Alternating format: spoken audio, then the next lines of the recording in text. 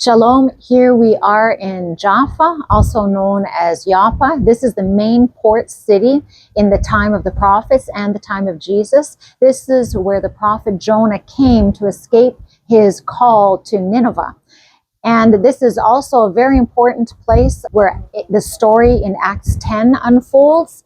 Up the coast to the north in Caesarea was a Gentile named Cornelius. And the Lord told him to come here to visit Peter, who would be staying at Simon the Tanner house, which is right behind me.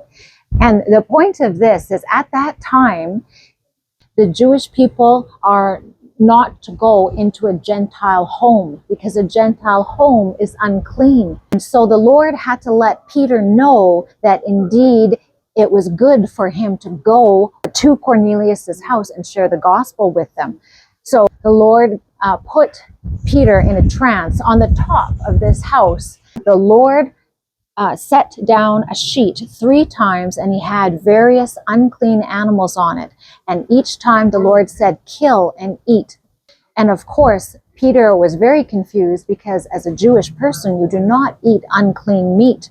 Now, the point of this is that this story is actually not about eating clean or unclean meat, because he pondered what was the point of this vision.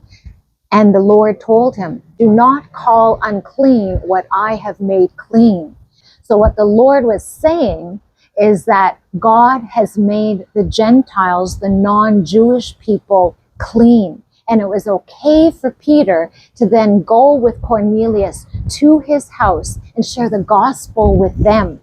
So this was the place where God really made it known to the apostle Peter that the gospel was meant not only for the Jewish people, but for all the nations.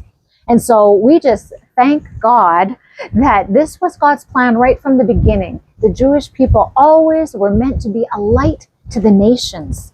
And so it was the Jewish people that were the first missionaries that went out into all the world and shared the gospel. And so we are so thankful, and we bless and honor the Jewish people because we now too have salvation.